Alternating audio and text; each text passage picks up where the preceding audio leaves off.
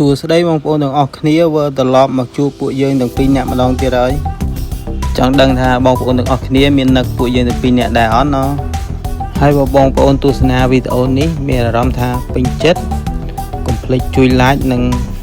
share វីដេអូនេះដើម្បីឲ្យមនុស្សជាទីស្រឡាញ់ឬក៏មិត្តភ័ក្តិបងប្អូនទស្សនាផងចេញ clip លើកនេះពួកយើងទាំងពីរនាក់ទៅលេងខេត្តកំពតពេលនេះយើងបានធ្វើដំណើរមកដល់ខេត្តកំពតហើយក៏ដល់ម៉ោងដែលយើងត្រូវញ៉ាំអាហារពេលព្រឹកដែរហើយកន្លែងដែលយើងត្រូវទៅមុនគេនោះគឺបាយឆាក្តាមហើយមកដល់ខេត្តកំពតគឺពួកយើងមិនដែលរំលងបាយឆាក្តាមមួយនេះទេឲ្យតែពួកយើងមកលេងខេត្តកំពតយើងតែងតែចូលញ៉ាំបាយឆាក្តាមនៅកន្លែងគាត់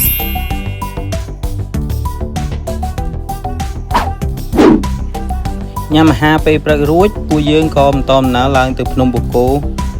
គ្រាន់តែមកដល់ជើងភ្នំបូកគោនេះភ្លាមក៏មានអារម្មណ៍ថាត្រជាក់ព្រោះអីក៏ដល់ខែដែលត្រូវធ្លាក់ខ្យល់ផងដែរហើយណាមួយពួកយើងយូរម្ដងយើងជិះចេញមកក្រៅចេះពិតជាស្រស់ស្រាយខ្លាំងមែនតើ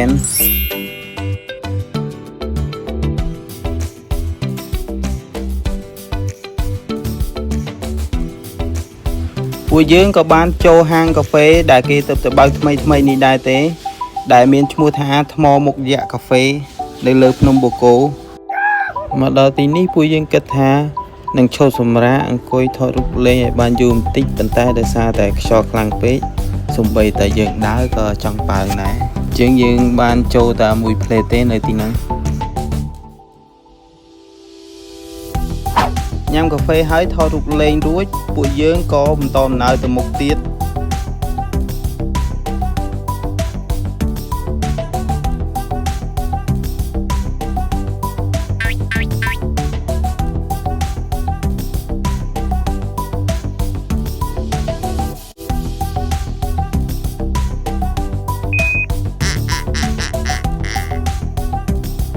ហើយឡើងមកដល់ចង្កេះភ្នំបូកគោនេះភ្លាមខ្យល់ត្រជាក់មានអារម្មណ៍ថាស្រស់ស្រាយខ្លាំងមែនទែនហើយនៅនឹងឥឡូវមានសត្វស្វាច្រើនមែនទែនដោយសារតែវាកើតកូនកើតអី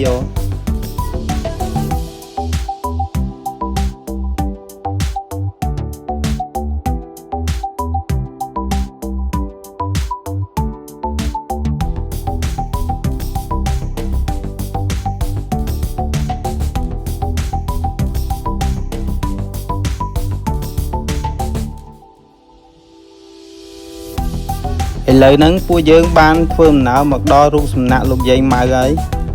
និយាយទៅខ្ញុំថតកាត់ជូនបងប្អូនទាំងអស់គ្នាទស្សនាតែប៉ុណ្ណោះ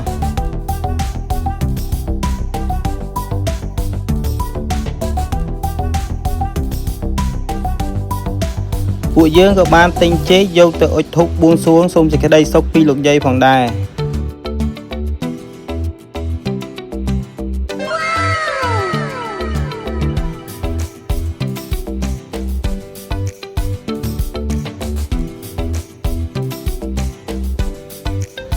ហើយចេញពីកន្លែងលោកយាយម៉ៅពួកយើងក៏បានបន្តដំណើរទៅបឹងលើភ្នំបូកគោមកដល់បឹងបូកគោនេះក៏មានអារម្មណ៍ថាបើសិនជាយើងមកបោះតង់គេងអាំងសាច់ញ៉ាំមួយយប់មិនដឹងថាល្អយ៉ាងម៉េចទេណហើយនៅទីនេះធ្លាក់ខ្យល់មកពិតជាត្រជាក់ខ្លាំងមែនទែនដោយសារតែពួកយើងនៅជិតទឹកពួកយើងទាំងអស់គ្នាក៏បានដើរថតរូបលេង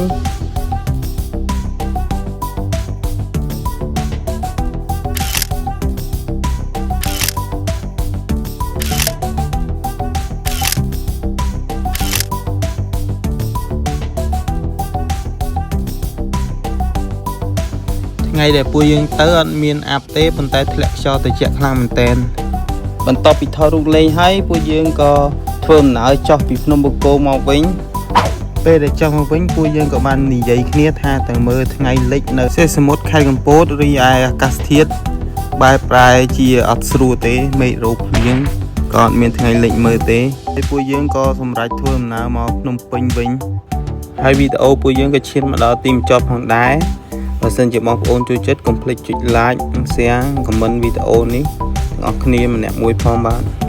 អរគុណសម្រាប់ការតាមដានវីដេអូពួកយើងពីដើមរហូតដល់ចប់ជួបពួកយើងនៅវីដេអូក្រោយៗទៀត